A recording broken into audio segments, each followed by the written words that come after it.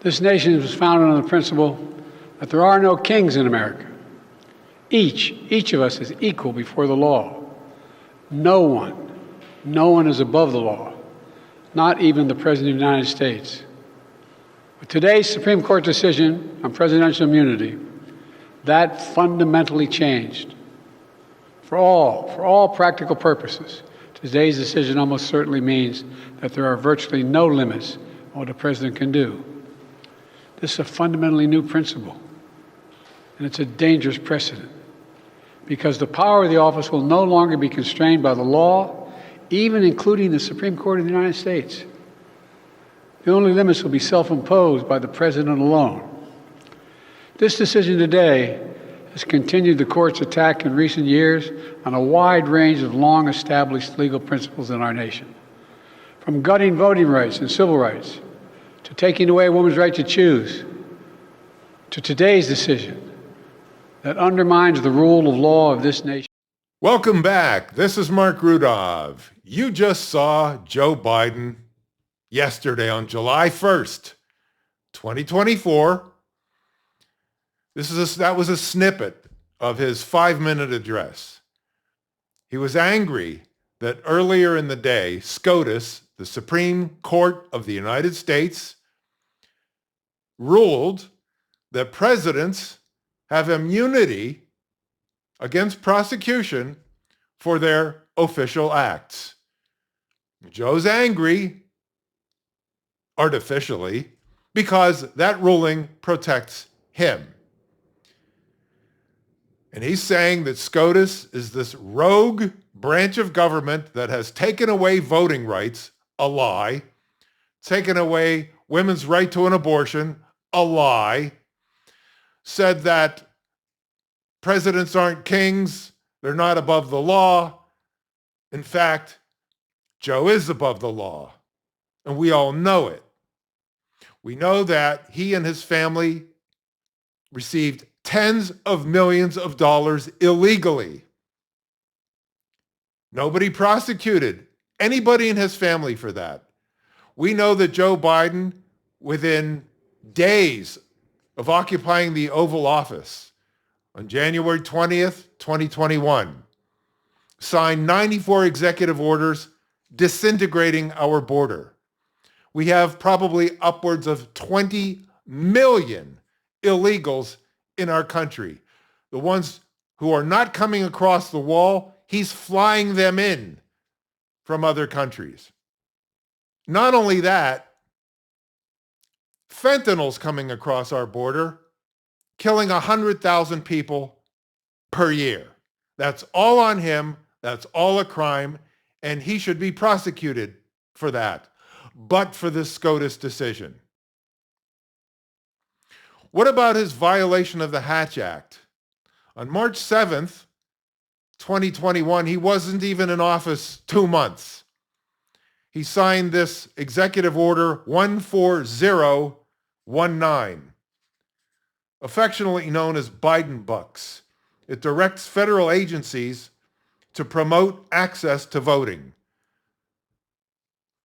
Do you know anybody who doesn't have access to voting? Everybody has access to voting. What this does is it directs the federal agencies in his branch of government to recruit Democrats to vote.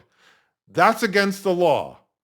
The Hatch Act says that the federal government cannot get involved in politics. Does Joe care? No. You probably remember on January 12th, 2021, I was on Newsmax, and I said that Joe would rule by fiat. He's not a leader, that he would rule by fiat. Well, there's no denying President Trump and Joe Biden have very different leadership styles compared to one another. Now, many Americans are wondering what they're in store for the next 4 years. Marc Rudov has spent a lot of time thinking about that. He's a branding advisor to CEOs and the author of this book, Intra-Branding, the Keystone of Corporate Agility. He joins us live now. Marc, good to see you. Thanks so much for coming on. Talk to me about leadership, for example. If I understand this correctly, you say Trump is a leader, Biden would be a ruler. Explain that to me. Right. Biden doesn't have a leadership style because he's not a leader. He has no followers. Rudov's branding axiom: if they don't follow, your brand is hollow, non-existent. When you get 10 people showing up at a rally, you have no followers. And he knows that he wasn't elected. He knows he was installed like software by the big tech, big biz, big bank, media, China swamp complex. He knows it, and he knows that we know it. There are two ways to know that Biden knows that we know he wasn't elected. One, he's always angry when he shows up at a microphone. Victors are happy. Watch Masters Golf, Wimbledon, Super Bowl. The winners are always happy, ebullient, ecstatic. Biden is always angry. The other one is we now have a massive suppression of conservatives in this country, and Biden has said nothing about it. So those are the two key points. He resents Trump because Trump has 75 million loyal, loving followers, and Biden doesn't have any of that. So Biden is a ruler by fiat, and that is how the next 4 years are going to roll out. And we all are seeing it before he even enters the Oval Office. Was I right or was I right? Joe lies over and over and over and over again. Have you ever heard of Elizabeth Holmes of Theranos? She duped a lot of investors out of hundreds of millions of dollars. I wrote about her in here. So this book isn't just about Joe Biden, but he was my inspiration for writing this book because nobody lies as much or as frequently as he does. You really need to read it. Why are the Democrats melting down? Why are they saying that Trump's going to come in and execute his opponents, send them to jail? Oh, like Joe's doing. Peter Navarro, Steve Bannon, now in prison because they ignored contempt of Congress orders. Even though Eric Holder, who was Obama's attorney general, he did the same thing. No prison for him. Lois Lerner of the IRS, same thing. No prison for her because they're Democrats. Double standard. So if the SCOTUS ruling actually protects Joe Biden, and believe me, he needs the protection, why are they melting down? Did you see at the end of the presidential debate on June 27th, 2024 in Atlanta, did you see Joe could not even get off the stage by himself? Nurse Jill had to escort him off. This is why the Democrats are melting down, because they know that Joe cannot beat Donald Trump. He doesn't have it. The only thing that they had in their quiver, the only arrow they had in their quiver was lawfare.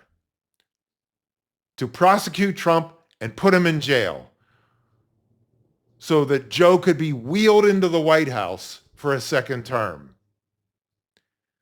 That whole strategy is evaporating, largely because of the SCOTUS ruling yesterday.